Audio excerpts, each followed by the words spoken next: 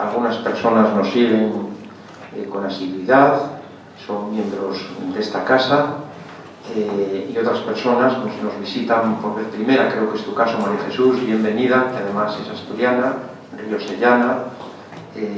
Esta es la casa regional española más antigua del mundo, solo en Madrid ha de haber como unas 30.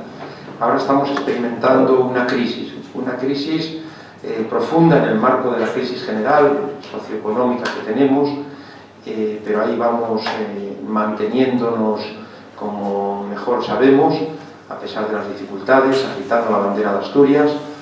He sabido que la delegación oficial del Principado de Asturias en Madrid, que hace aproximadamente 10 años organizó una sede en San Bernardo, tuvieron que cerrar después de 4 o 5 años. Quiero decir que no son tiempos fáciles. Nosotros, aun siendo el hermano mayor, pero más modestos, pues nos mantenemos. Y, en fin, aquí tenéis vuestra casa todos, una casa muy comprometida con la cultura, muy comprometida con la sociedad. Tenemos actos variadísimos, muy plurales también, siempre en un marco de respeto, y uno de nuestros valores, aparte de la dignidad de la persona, es la convivencia. No en vano, pues, alardeamos legítimamente de la confraternización con los madrileños y con personas de cualquier otra región, comunidad o lugar, no solo de España, sino también del mundo. Y en ese marco de actividad intensa y extensa que tenemos, pues venimos organizando desde hace aproximadamente un año unos encuentros de educación y salud que coordinamos a la limón el doctor Sáez Crespo y un servidor. La verdad es que estamos muy orgullosos. Tan pronto esto se estabilice, tal vez fijemos un día específico, porque con muy buen criterio me decía el doctor Sáez que así las personas ya saben lo que les convoca en un determinado día de la semana y probablemente del mes. Quiero decir que a lo mejor es el miércoles primero del mes o el segundo, etcétera. Viene muy bien. Este año, en esta misma tribuna y en el entorno, en el marco de los encuentros de educación y salud, contamos con el doctor Rey Calero, un acto al que yo no pude asistir por unas obligaciones universitarias. Estuvo el doctor Sáez, también el presidente adjunto Andrés Menéndez, aquí presente. Posteriormente nos acompañó el doctor López Bermejo, que lo hizo muy bien también, igual que el doctor Rey Calero, que lo hemos seguido por vídeo. Por supuesto nos habló de odontología escolar, me refiero al doctor López Bermejo. En el mes de diciembre estuvo Ángel Modrego, un profesor de antropología, todos de la Asociación de Medicina y Salud Escolar y Universitaria, asociación que es tanto española como iberoamericana, ¿verdad? El presidente es Antonio Sáez Crespo, aquí a la derecha, como es bien sabido, y hoy nos congrega nuestro amigo, nuestro compañero, el doctor Ángel Ponce de León. Yo voy a leer unas líneas, unas pinceladas de su brillante y dilatado currículum, pero él, muy modesto, simplemente me ha proporcionado 4 o 5 líneas.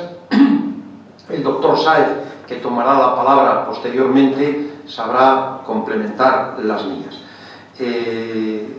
Madrileño, maestro nacional, psicólogo, criminólogo, médico psiquiatra, diplomado en medicina laboral, máster en salud pública, máster en psicopatología forense, fue profesor del Instituto de Criminología de la UN, de la Complutense, es verdad, sí, perdón, es que está leyendo UN, viene la Complutense al lado, creador y exdirector del Departamento de Criminología en la Universidad Camilo José Cela, vicedecano de la Facultad de la Camilo José Cela de Ciencias Jurídicas, vamos, de la Facultad de Ciencias Jurídicas, y miembro vocal de la Asociación Española Iberoamericana de Medicina y Salud Escolar y Universitaria. La verdad es que es una satisfacción enorme contar con el doctor Ponce de León, que es además perito judicial, organiza unos foros en la Fundación Jiménez Díaz, y bueno,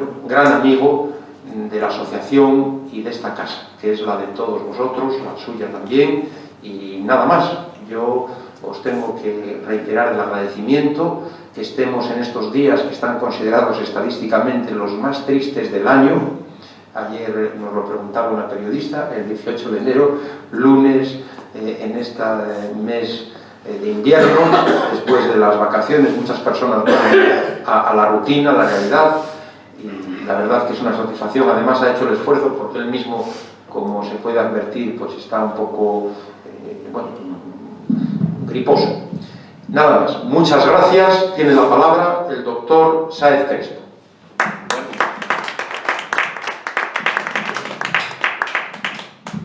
Buenas noches. Siempre es un placer estar en esta casa, que la entendemos como nuestra, de la Asociación Española y la Iberoamericana de Medicina Escolar y Universitaria, y estar con todos ustedes. Gracias a la amabilidad de la Junta Directiva en su presidente, en su presidente adjunto, en los miembros de la Junta Directiva que hoy nos acompañan, en el público, en los compañeros y en los amigos, ante un tema verdaderamente apasionante. Hablar sobre los problemas que tienen, cómo toman las decisiones los adolescentes. ¿Por qué hacen lo que hacen? ¿Por qué son los adolescentes así, los jóvenes así? Todas las juventudes, siempre hemos sido los rebeldes, ¿no? La rebeldía, todo ese tipo de cosas que era el motor del cambio de la sociedad, ¿no? Pensábamos romper con lo que nuestra generación anterior, la de nuestros padres, nos proponía. Y el ponente verdaderamente, como bien ha presentado el presidente de nuestra casa, pues ha dicho parte de su currículum. Es una persona que tanto en su formación académica, que también ha sido expuesta como médico, como pedagogo, como psicólogo, muchos años, no voy a decir cuántos, que nos conocemos y que hemos estado trabajando juntos con diferentes responsabilidades, tanto a nivel de Estado, en el Ministerio, como a nivel de lo que hoy es Comunidad Autónoma en Madrid, tanto en el sector educación como en el sector salud, pero desde trabajando desde el Ministerio de Educación, desde lo que entonces se llamaba la Delegación Provincial de Educación. Había un grupo de expertos donde, si los niños tenían un problema, un trastorno de aprendizaje, por ejemplo, o una conducta que no era la normal, la que se podía observar en el resto de los escolares, había conductas que, bueno, pues eran excepcionales. Bien, pues había grupos de expertos donde estos niños eran estudiados, además se les daba terapia, había profesores de apoyo en la escuela y especialistas, donde esto estaba coordinado por un grupo muy selecto de especialistas que estaban por concurso oposición. Bien, dentro de ese grupo selecto pues contamos con lo que decía la formación científica y técnica y buenas prácticas que atesora el profesor, el doctor Ángel Ponce de León. También recordará él que fundamos otra asociación muy conocida, que es la Asociación Española, primero de Médicos Puericultores y luego de Puericultores. ¿Por qué? Y existía la categoría de maestro puericultor, enfermera puericultora y médico puericultor. Y trabajamos con las asociaciones de padres, porque la cultura, la promoción de la salud del niño, del escolar y del joven depende sobre todo de la familia, pero también está en la escuela 6 y 7 horas. ¿Cómo sabemos qué es lo mejor? Bueno, pues había un grupo de personas donde, mediante dinámicas de grupos, es decir, aprendiendo competencias, se les enseñaba a hacer cosas en beneficio de la infancia, tanto a padres como profesores, en una época donde no era frecuente la participación de los padres. Entonces los padres, ¿de qué se preocupaban? Pues les preocupaba mucho el comedor, si la señorita X de preescolar fumaba, y vieron que había otras maneras de participar en el colegio, o faltaba, sino que también eran la escuela era de ellos también. Y tenían que preocuparse de esas cosas, por supuesto, pero sobre todo de cómo colaborar con el maestro o la maestra, tanto en la edad preescolar, que era importantísimo actuar, como en la adolescencia. Y se crearon servicios de orientación escolar y vocacional para secundaria, donde se les orientaba mediante pruebas de test, pruebas físicas, etcétera, bien para el deporte de alta competición, bien para la carrera que tenían que estudiar. Al transferirse todo eso en el año 1986 a las comunidades autónomas, unas comunidades siguieron desarrollando esos servicios y otras se llamaban EPOE, Equipos de Promoción y Orientación Educativa, y otros, pues esos maestros, esos psicólogos, esos médicos, pasaron a la escuela. Es decir, que ¿por qué estábamos el doctor Ponce de León y yo? Porque además de ser médicos éramos maestros, éramos funcionarios de carrera, y les interesaba más al Ministerio de Educación tenernos en una zona con un inspector atendiendo las necesidades de los chicos que tenernos con 25 o 30 chicos en la clase. De esa manera, por el precio de un maestro o de un profesor de medias, pues tenían a un médico, a un psicólogo, a un orientador. Eso se llaman equipos de orientación. A ustedes les sonará la compensatoria. También cómo compensar mediante el sector educativo, mediante la educación, las diferencias de vivir en el barrio Salamanca a vivir en el Pozo de Obremundo. Bueno, pues también se nos ocurrían actividades, participaban los maestros, participaban los padres, y los padres no eran los inquisidores que estaban en contra del colegio, sino al revés, hacían suya esas tareas. Esa experiencia, tantos años, bien, pues es la que atesora el doctor Ponce de León. ¿Por qué? Porque había delincuentes, había delincuencia. Los niños no identificaban que eso eran actitudes delincuentes o predelincuentes. Es decir, que no hay nada nuevo bajo el sol, lo que hoy estamos viendo con el ciberbullying y tal, antes existía, pero sin los medios técnicos actuales.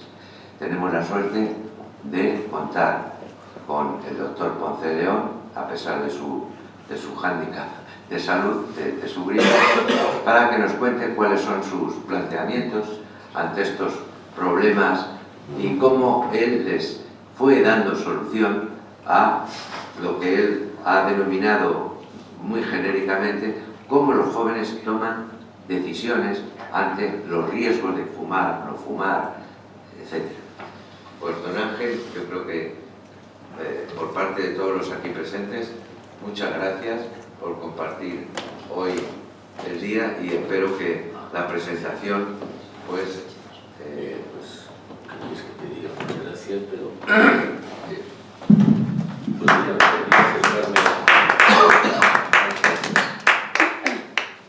podría acercarme a la oreja de cada uno de ustedes para saludarles y agradecerles tanto esta presentación como esa presencia que efectivamente nace seguramente, no creo que nazca de ninguna necesidad, sino que nace seguramente de algo que se ha venido perdiendo, que es la curiosidad por ver y entender algunas cosas nuevas.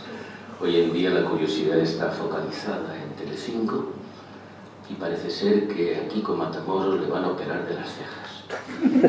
Se lo digo por si acaso no han tenido ocasión de enterarse de esto, pues que lo sepan porque es un tema a comentar en los próximos días seguramente. La primera, he optado por resumir este farragoso, se nos nota el pellejo de maestros y siempre que te dicen algo te pones a escribir como si estuvieras delante de una clase. Esto es una tontería. He hecho una pequeña recensión en esta cosa que se llama ahora PowerPoint, una cosa maravillosa. Ahí digo que nacemos dispuestos a establecer relaciones de causalidad de por qué pasa esto, qué es esto, para qué sirve, cómo demonios funciona.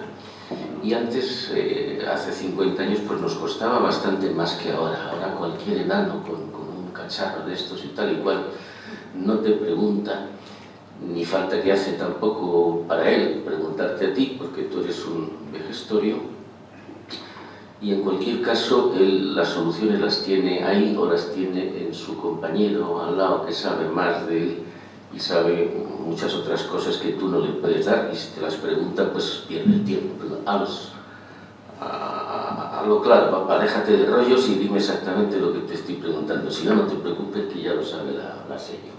Bien, en definitiva, ese tipo de aprendizaje que todos hemos hecho para formarnos, como no estudies no serás nadie el día de mañana, tienes que sacar buenas notas para ser de los mejores, etcétera, etcétera.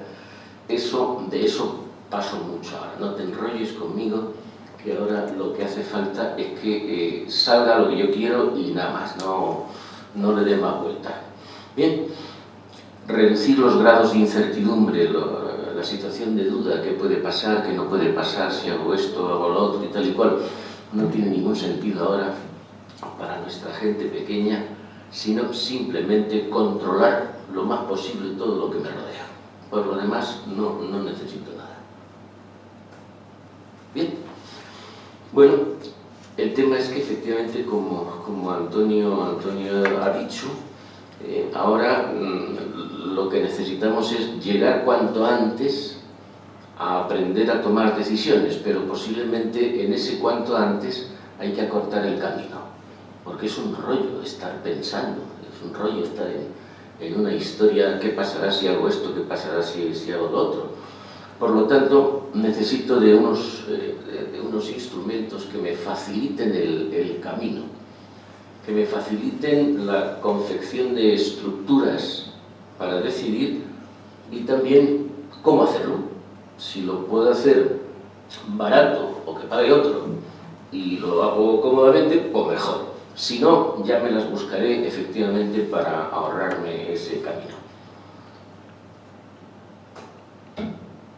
El error. El error era algo que históricamente nos tenía preocupados cuando estudiábamos. Sobre todo el error que es consecuencia de una decisión. En este momento, lo normal es que yo no cometa errores porque mis decisiones son absolutas. Porque yo no puedo cometer errores, que los cometes otro. Es decir, hay una abolición del sentimiento de inquietud por cometer errores y en todo caso yo tengo derecho a mis errores y tú tienes la obligación de pagarlos.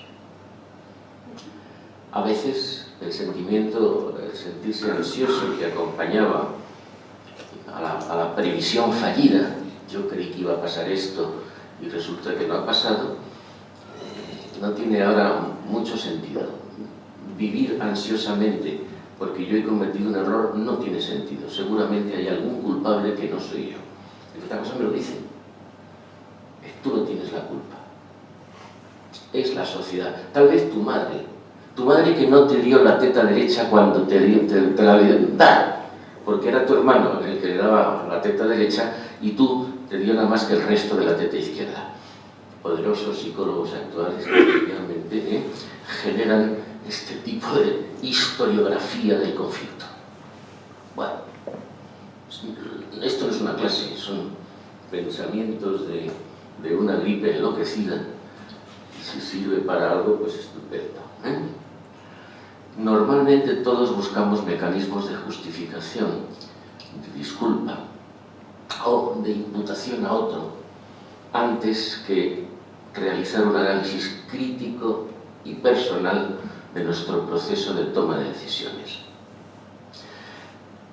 ¿Hay alguno de entre nosotros, de esta familia que estamos aquí, que tenga una idea clara de los proyectos de algunos de los muchos políticos indecentes que nos rodean, acerca de cuál es su responsabilidad en lo que están haciendo? Ellos tienen este lema: si la realidad no coincide con mis palabras, peor para ella. Buscando enlaces, nexos de causalidad ajenos, desintegramos nuestras decepciones. Es muy claro, es muy claro. Entonces, aquí en el escrito he dicho que hacía algunas menciones de tipo político, pero es que no me puedo sustraer a ellas, porque me están haciendo la puñeta como todo el mundo. ¿Me explico? Entonces, bueno, ya está. Eso me duele mucho cuando lo están inyectando, a veces instilando, a veces en nuestros jóvenes. No hay un cierto sentido, no hay un cierto rigor en el comportamiento. Cuando tomamos una decisión, hacemos un trasvase de datos, de informaciones, de cuestiones, de donde lo haya, de todos los archivos que se encuentran a nuestro alrededor, a nuestros espacios conscientes para resolver el problema. La toma de decisión, en todo caso, es un acto mental que está lleno de compuestos. Entre ellos, por ejemplo, la voluntad. La voluntad es una disposición intelectual. Pero ahora, desde hace unos 20 o 20 y tantos años, en algunas categorías psicológicas se confunde la voluntad con la gana. La gana es una disposición biofísica, no intelectual. ¿Sí? Hoy me levanto con ganas de trabajar. Hoy, dice la canción, tengo ganas de ti. Eso es una disposición biofísica, eso no es una disposición mental. De manera que la voluntad, por un lado, disposición intelectual. La gana, por otro lado, que es una disposición biológica, más hormonal. Hoy tengo ganas de cama. Está clarísimo. No creo que nadie me lo pueda discutir. La intensidad y la persistencia de los estímulos. Intensidad y persistencia de los estímulos. ¿No tienes todavía un Watch Smart 23? Tienes derecho a ello. ¿No lo tienes? Bueno, no te digo que seas un atrasado, no te digo que seas un fracasado, pero deberías tenerlo. El Watchman 31K. Bien. Persistencia de estímulos, intensidad de los estímulos y la neurofisiología propia del adolescente o del joven son otros de los constituyentes de la toma de decisión. La emoción. Bueno, digamos que yo no soy un psicólogo puro, Ugarte te lo dice, pero vosotros sabéis mucho más que yo. Pero la emoción parece que es el factor último predisponente, desencadenante para la toma de decisiones. Piensa con el corazón. Haz lo que tu corazón te dicte. Mire usted, el corazón no tiene neuronas. ¿Me explico? El corazón tiene unas fibras elásticas que se contraen, vis a tergo, vis a fronte, todo eso lo sabemos. Pero lo del corazón es lo del hermano mayor ese de la televisión, o como se llame. Tú líate con este, enróllate con la otra, no sé qué y tal y cual. Haz lo que tu corazón te dicte. No les oirás decir, haz lo que la conciencia o la mente te dicte.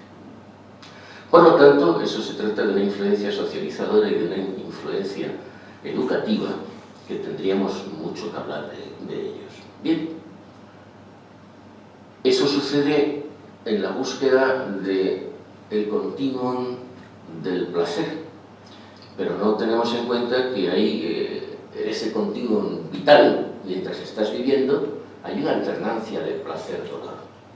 Lo que antes llamábamos pequeñas frustraciones, que si el niño había que frustrarle un poquito para que efectivamente tuviera capacidad de reflejo, ahora pues hay una cierta melaza cerebral en la que no se distingue bien la sustancia blanca de otro tipo de sustancias y los chispazos se dan pues de manera polite, para no decirlo de otra manera.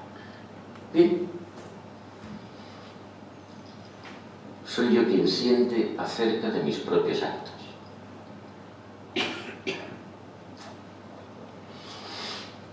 Yo propongo que frente a estas posturas que decíamos antes, vive lo que tu corazón te dicte o haz lo que tu corazón te dicte, yo propongo un pequeño matiz. Yo soy quien va a sentir las influencias del exterior mezcladas con las mías, y yo soy quien va a sentir el amor, soy quien va a sentir el odio. Bueno, el odio al poder y a los que gobiernan, vale, ese se da por hecho ya. Yo soy efectivamente quien va en su cocina a hacer su propio cocido. Pero claro, yo sugiero un pequeño matiz. Yo lo que siento es tanto más verosímil cuanta mayor participación haya tenido una parte de mí en ese acogimiento. Lo que conozco no solo lo reconozco además, sino que me intimida. En el caso que estoy propugnando, que estoy diciendo, la intimidación viene a ser una especie de fusión interna entre lo que sé que existe y aquello de lo que soy plenamente consciente de que existe. Porque hay muchas cosas que existen en el exterior, me las cuentan, me las dicen, pero como si nada. Yo solamente creo en lo que realmente me intimida. Y a mí lo que me mola ahora, que es el sinónimo de intimidar, eso mola. O sea, es que eso me está intimidando, me está resonando. La famosa resonancia que teníamos antiguamente en nuestros textos. Tú lo sabrás, porque la disonancia, etcétera, ¿no? Estas cosas también. Pues esta intimidación, y eso sería un dato a aportar en la educación de estos jóvenes, que fueran capaces de ser intimidados, metidos en su intimidad, para que las decisiones tuvieran sabor, olor, color y tiempo de cocción, cosa que ahora no mola.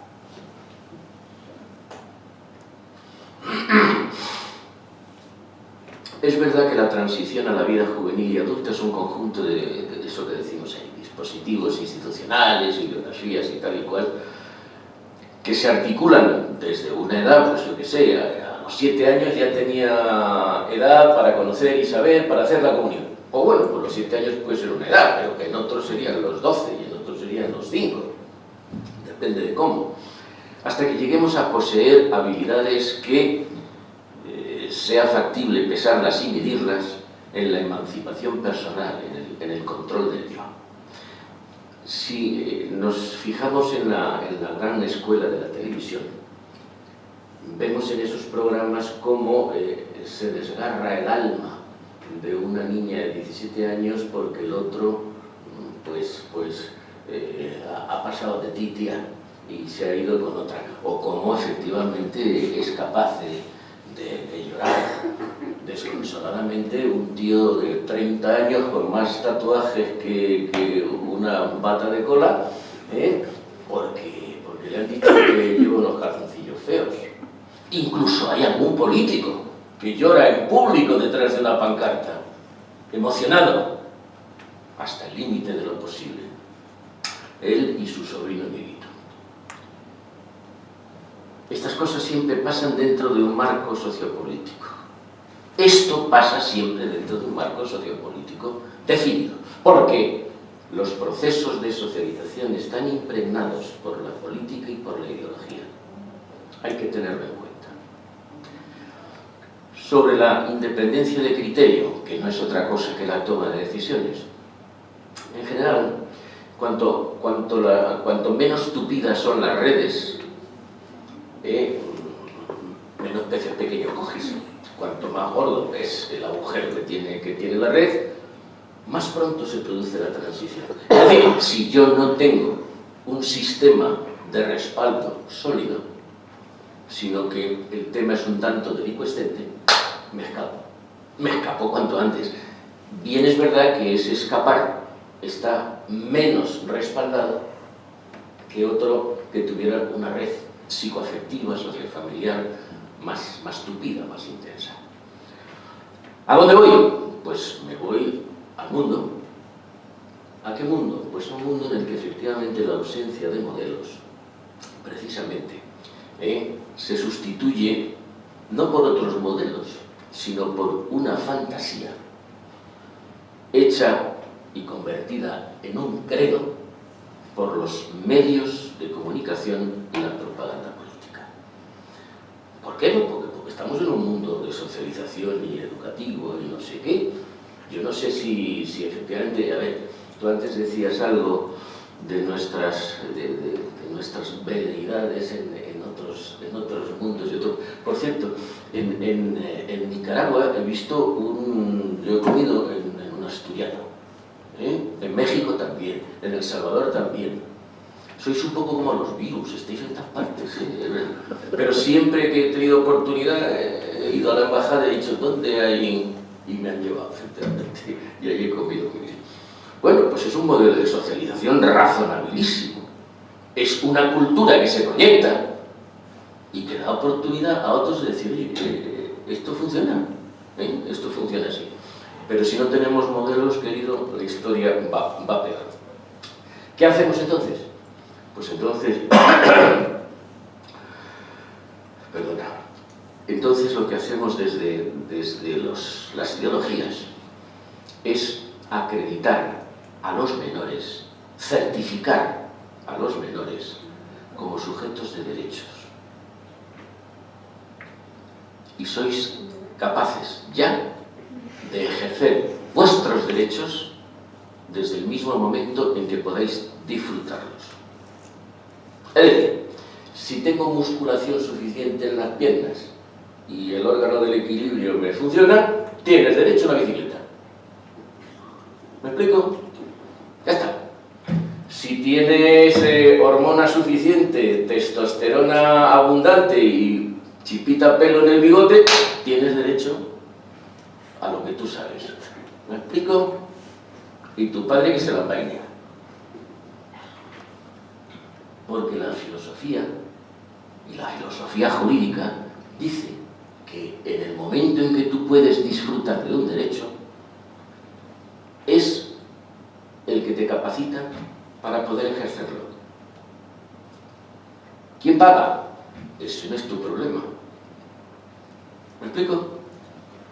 Y si no me explico, pues como son ustedes tan generosos, pues se van a callar. ¿Cómo que es aquí, no? Eso es. Y además, tienes que tener en cuenta que quizá no sea así, quizá estemos hablando con una radicalización excesiva. Quizá tú pertenezcas más ya a un sentir colectivo que a un sentir reducido, como es la familia, el municipio y el sindicato. Cuanto más sentir colectivo se propaga en la mente del adolescente, más impermeable se le hace a la lógica del razonamiento del tú a tú. Más impermeable. No me cuentes historias. No estoy para eso. Y más se configura la creencia casi religiosa que ya está siendo instaurada por las ideologías religiosas, ideologías políticas, ideologías sociológicas, ideologías educativas.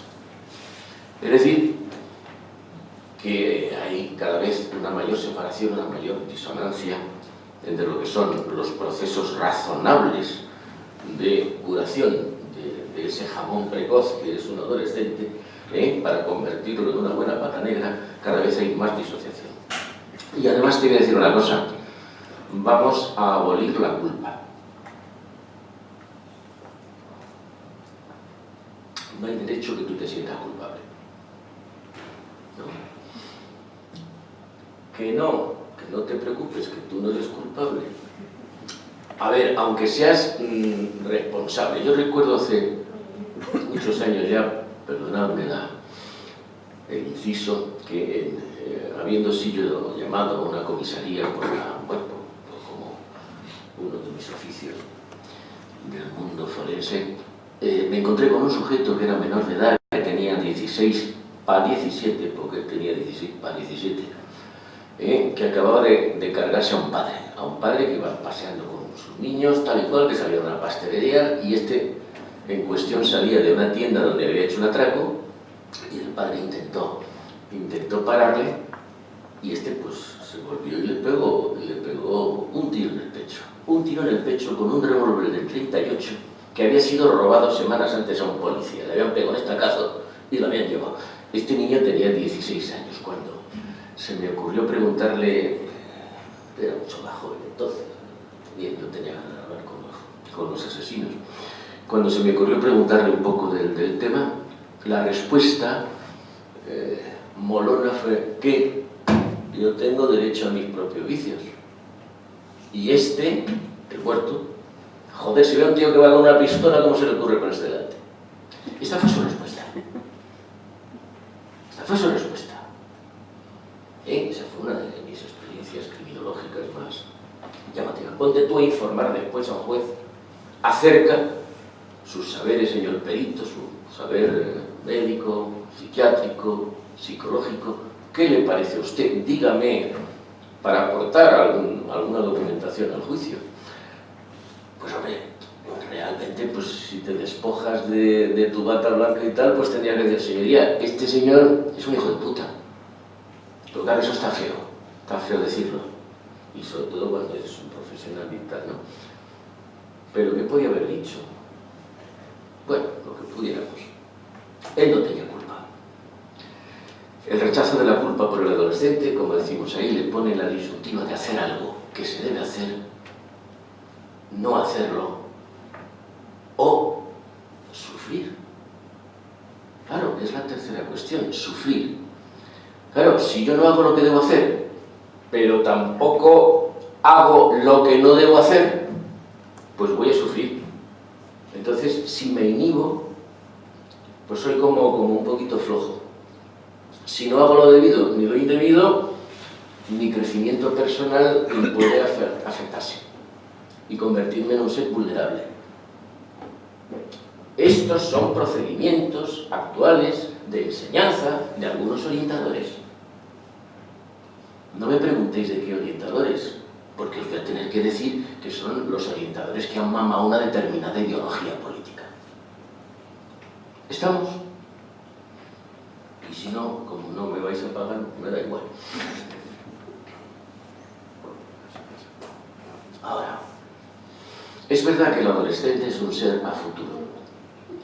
Es verdad que el adolescente ve casi con vergüenza su tiempo pasado, su niñez, su primera pubertad, etc. Y tiene una tendencia natural, digamos, a escapar de ese influjo. Todo un tío de 14 años no le puedes decir, como dicen muchas abuelas, ¿te acuerdas cuando te cambiaba los pañales? Pues no, porque ya te ha ganado un enemigo, abuela.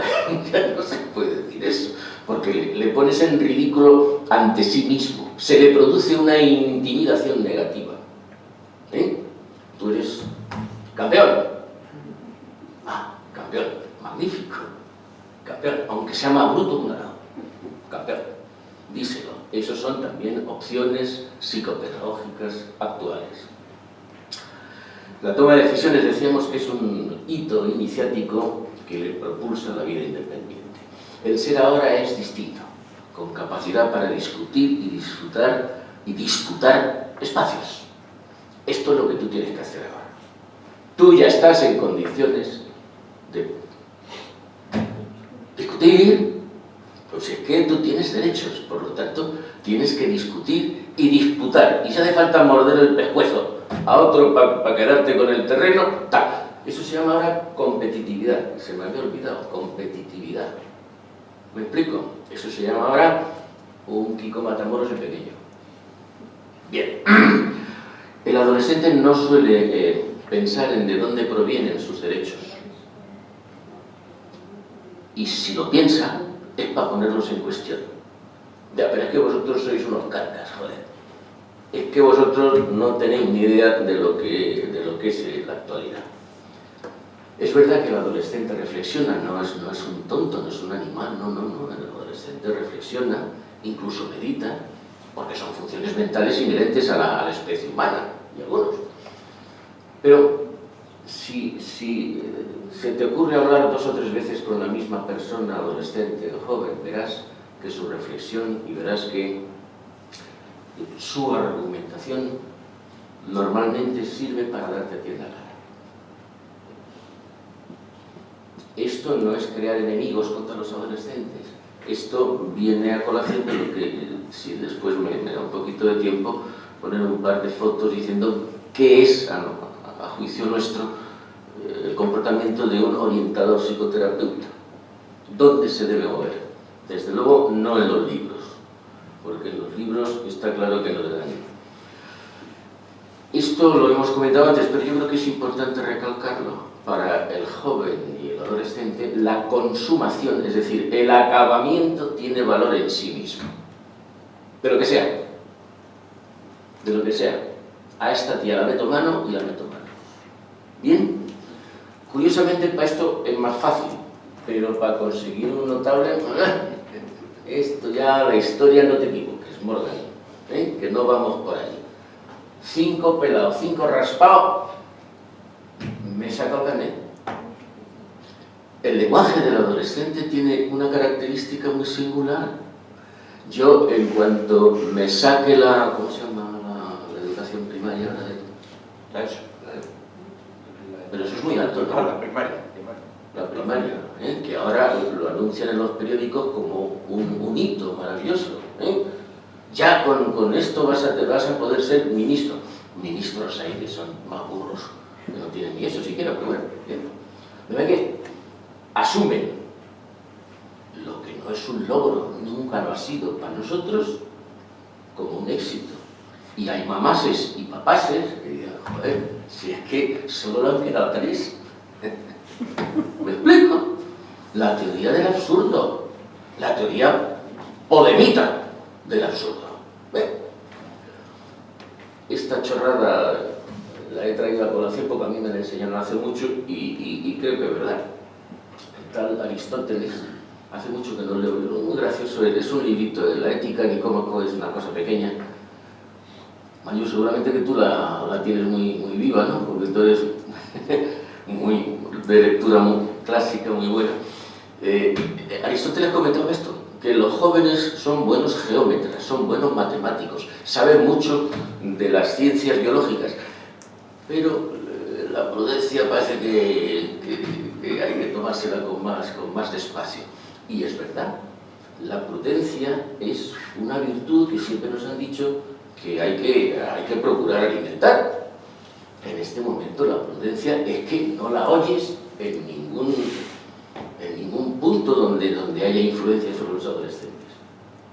Si acaso en las madres. Vuelve pronto, no vaya a ser que tu padre esté despierto. Eso es el máximo de prudencia. No, mamá, si yo no fumo, si yo no bebo nada. No, claro, y entonces, ¿quién ha recogido la sábana llena de vómito y las toallas, guarro? Pues bien, estas tonterías pasan. La prudencia, desgraciadamente, no puede ser enseñada como modelo por los políticos ni por los ideólogos, porque son los primeros canallas que la conculcan. Ser prudente se confunde muchas veces entre los jóvenes con la suspicacia. Uy, este tiene una pinta facha. La suspicacia es una actitud predisponente al mal pensamiento sobre otros, predisponente, en última instancia, al pensamiento sobrevalorado y a la patología. La patología como fracaso personal, efectivamente. Tampoco la prudencia es llevarse por sentimientos timéricos de agobio, de temor, ¿no? La cobardía y la angustia se hacen una pelota para generar un futuro en constante movimiento de apetencias insatisfechas. Esto también pasa. Muchos de los casos de los adolescentes y jóvenes, de los de televisión, de los que están en las revistas y estas cosas, son producto de ese círculo en el que se mueven de apetencias insatisfechas. La hija de la Pantoja, personaje mediático. La Peli, la Ley, no sé cómo se llaman estas. El hijo de un torero que después de año y medio o muchos meses de estar en tratamiento, seguimos hablando de la Belén Esteban, la pobrecita enferma. Claro, que se metió unos macarrones de cocaína hasta aquí, pero que no se puede hablar de ello. Pero ahora, cuando su proveedor se ha quedado con la pasta de ella, ahora sale a relucir. Mira por dónde, mira por dónde. Se ve que en ese círculo de tendencias y de apetencias, hay tendencia, apetencia y ocurrencia, se mueven estas cuestiones ahora. Voy mal de tiempo, ¿verdad? No, si yo digo, me quiero ir.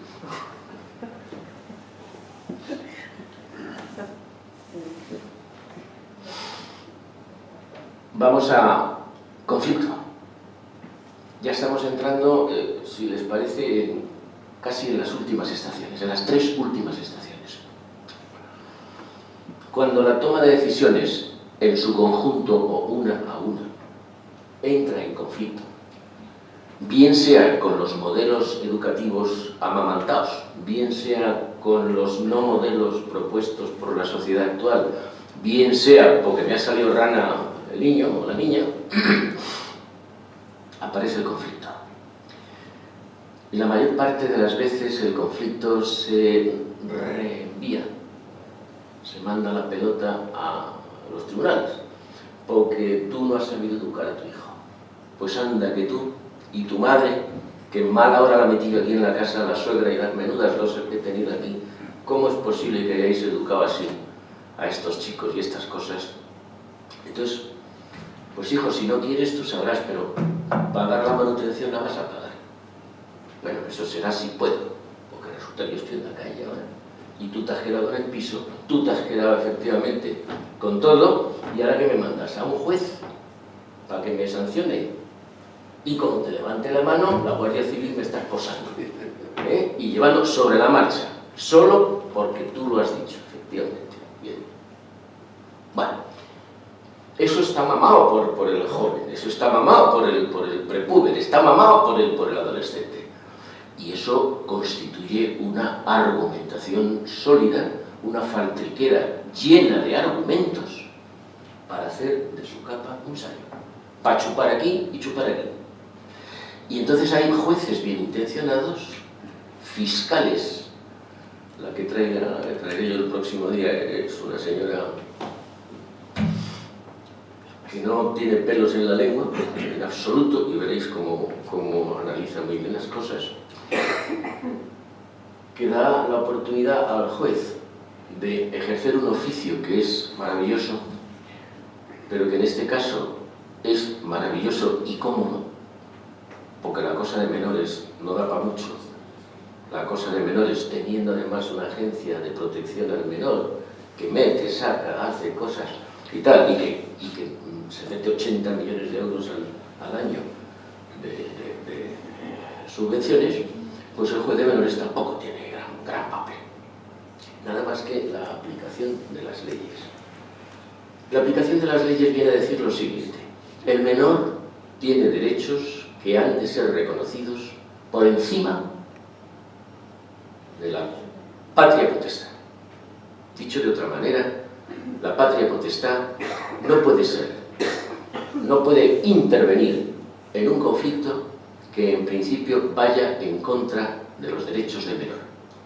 Y si se produce argumentación en contra de los derechos del menor, tiene que sustanciarlo con mucho más peso de lo que pudiera pensarse. Es decir, con mucho más peso del título de propiedad de tu finca de Segovia. No vale con eso, no vale con un certificado notarial. Por cierto, hay una página que se llama notin.es, donde están poniendo, un grupo de notarios están poniendo sobre la mesa algunas cuestiones que merecen la pena leer de vez en cuando, porque se están rebelando un poco contra algunas decisiones judiciales. Como digo, la carga de la prueba debe imputarse a quien pretenda ir contra los derechos del menor. El menor, igual que el mayor, puede mentir. El menor, igual que el mayor, puede intentar seducir. El menor, a diferencia del mayor, seduce mejor que el mayor. Y esto se lo digo por experiencia personal. Seduce mejor en las pruebas judiciales. ¿Me explico? Parece que estamos hablando de menores que son malísimos todos. No, estamos hablando curiosamente de esa extracción de menores y de adolescentes bueno, pues que se salen de la normalidad, no otra cosa, esto no... Por lo tanto, la acción del psicoterapeuta, la acción del orientador, la acción de quien se encarga o debe encargarse de facilitarle el paso a la edad adulta al menor, implica decidir qué es lo mejor para el menor ahora, pero con visión de futuro. ¿Por qué con visión de futuro? Porque el menor no tiene visión de futuro ni le importa un carajo.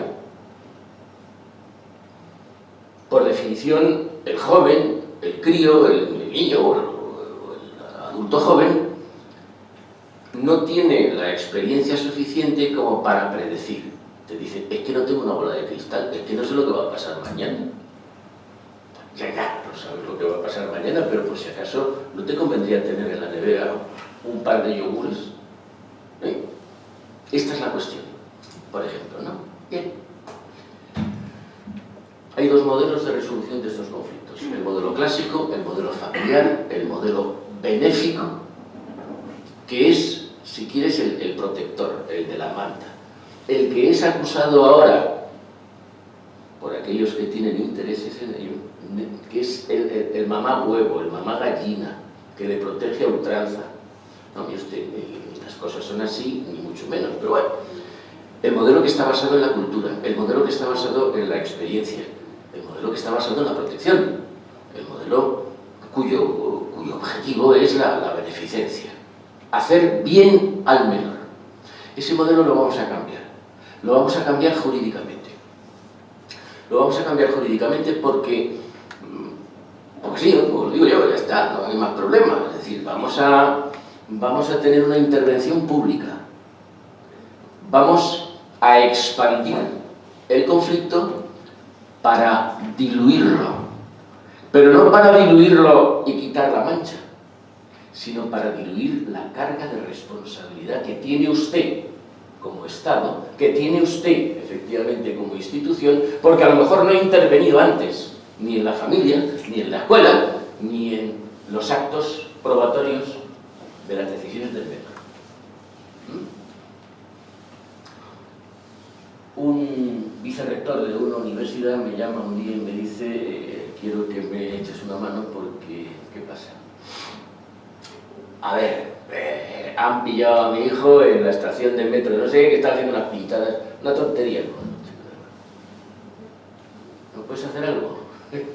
Digo, sí, regalarle otra spray para que te pinte a ti las paredes. Pero la gente entiende que, bueno, pues el niño es que es mi hijo, yo soy un vicerrector de universidad. ¿Cómo va a salir en la prensa que fulanito de tal ha estado haciendo el gamberro? No el gamberro, es decir, el Metro de Madrid se venía gastando 3 millones de euros al año en limpiar las pintadas. 3 millones de euros. ¿Y eso quién lo paga? ¿Paga usted? Y el rico de aquella esquina que no monta en metro. Ya, pero el rico menudo. Ahora, ese como Van Howard. Vale, bien.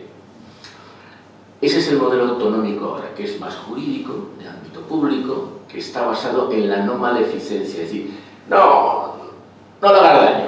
No, pero habrá que hacerle un bien. No le hagas daño. Ahora, a futuro, ya veremos lo que pasa con él. Creo que termino ya. Lo mejor para el joven paciente, puesto que puede ser un paciente, no es a día de hoy un hecho objetivo. No podemos definir objetivamente que esto es bueno o esto no lo es. Porque no nos dejan, entre otras cosas. Porque no nos dejan recurrir a la historia. Porque no nos dejan recurrir efectivamente a los archivos. Bien. En la decisión tanto del menor como de cualquier persona, como de los orientadores, intervienen valores de diversa índole, como decimos, valores morales. ¿Mande? ¿Cómo qué? Bien. De costumbre. Éticos. ¿De qué? Políticos. Eso mola. Ideológicos. Y desde luego valores económicos. ¿Y eso a mí qué me da? ¿Vale? A todos ellos se les une un axioma actual, que es libertad de conciencia. Libertad de conciencia. O sea, en un ámbito en el que se propala la acción del pensamiento único, dices que hay que tener libertad de conciencia. Tú eres un sinvergüenza, ¿vale? En el mundo este de las últimas decisiones me planteo estas preguntas. Estamos seguros de que el menor actual tiene instalado un disco duro, con un programa de reconocimiento de valores acuerdo con los que la sociedad necesita.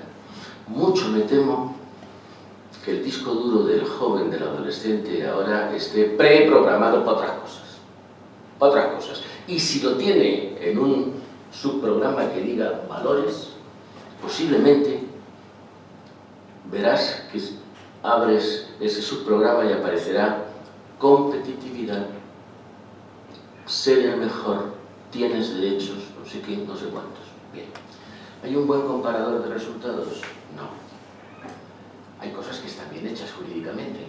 Los antecedentes de un menor no pueden ser puestos a disposición de la sociedad así por las buenas. Como no pueden ser puestos a disposición de la sociedad los antecedentes policiales de los adultos. Por eso, yo juez les digo, no se echen las manos a la cabeza. El que tenga antecedentes policiales no quiere decir que tenga antecedentes penales. Y en caso de que los tuviera, a lo mejor ha prescrito. ¿Verdad que este tipo de cuestiones pues también conviene tenerlas en cuenta? Porque si nosotros observamos en uno o varios menores comportamientos que son tendentes a, tampoco somos tontos ni somos verdugos para cortarles la cabeza, pero sí que nuestro proceso de reorientación tiene que ir encaminado en machiembrar algunas cizañas que se nos han quedado fuera. La información y la experiencia de ese menor son suficientes para garantizar un paso al acto razonado y prudente.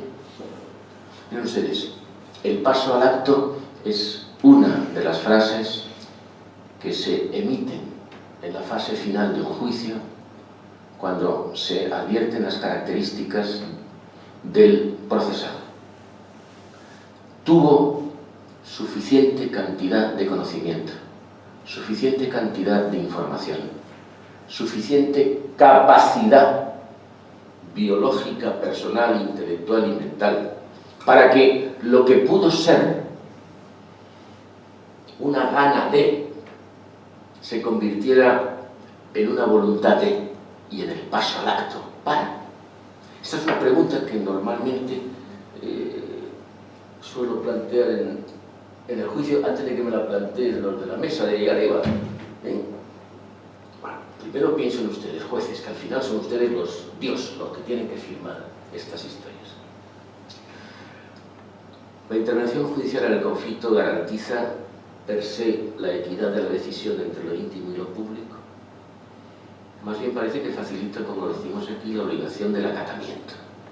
Pues mira, que lo diga un juez y ya nos quitamos del medio la responsabilidad, con lo cual yo ya me descargo del peso de la culpa inherente a mi autorreflexión sobre lo sucedido. Que lo diga un juez, pero el juez no es Dios, no nos equivocamos, no lo es en absoluto. Si yo acepto las normas, estabilizo las expectativas de comportamiento. No lo pongo en duda. La docencia en materia de salud es vocacional, no es circunstancial. Y desgraciadamente, ¿cuántos profesionales caen en las oposiciones a docentes porque no se comen una rosca en lo suyo? Y el problema es que no salen de ahí. No salen de ahí. Y no porque van adquiriendo mucho mérito, ni mucho conocimiento, ni mucha capacidad, sino porque se acomodan. Y esto es un peligro también. De ahí que a lo mejor convenga también revisar un poco los sistemas de acceso, ver la idoneidad de según qué cosas. Ya ve, en tiempos acuérdate que ya me pidieron que para ser policía local hiciéramos unas pruebas secretas. Claro, porque hay mucho policía golfo, hay mucho policía borracho, hay mucho policía local, que es un golfo, que no tiene servicio por la noche y se pasa la noche por ahí haciendo el indio, de manera que todo tiene su aquel. En cualquier caso, la escucha, la permeabilidad ante las argumentaciones, estamos volviendo al principio.